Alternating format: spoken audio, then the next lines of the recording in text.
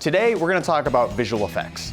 Visual effects, or VFX, are digital effects added during post-production, unlike practical effects, which are done in camera during production. Both have a lot of uses, but today we're going to specifically talk about how to shoot your film with visual effects in mind. A lot of shooting for VFX comes down to lighting. It's a way to combine what's real and what's not. For example, in Off the Record, there's a shot of a car exploding. The car explosion was entirely digital, but we helped sell the effect by putting a real light on our actor to simulate the explosion's light reflecting on his face. Lighting is one of the most challenging things to make look good digitally, so using a practical light whenever you can be a big help in post. It's also important to think through where your camera is and how it moves for VFX shots. In most instances, having a camera that isn't moving will make it much easier to add visual effects in. In this shot, the camera is locked down on a tripod, making it much easier for us to add this effect in.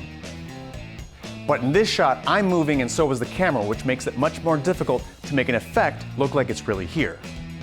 One of the most common visual effects is the green screen shot, in which a subject is placed in front of a green screen with the intention of replacing the background with another image in post. Using software such as Adobe After Effects, you can actually key out the green color and replace it with things such as a CGI background, animation, stock photo, or even an image off your phone.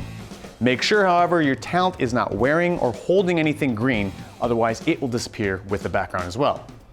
Green is typically used because it's an uncommon color, and red is normally avoided because it has an adverse effect on skin tones. Lighting is very important when using a green screen. You want to evenly light your green screen to give your software a uniform background color to key out.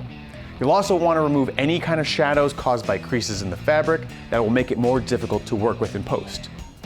Your subject needs to be correctly lit too.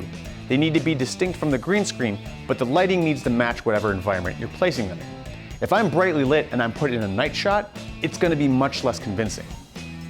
Visual effects can be anything from adding a lens flare all the way to a full computer-generated background. It can take a while to master, but if you understand and practice these basics, you'll be off to a great start. So now that we've talked about shooting your film, it's time to jump into the post-production process. In our next episode, we're going to talk about editing, so you can start cutting your masterpiece together.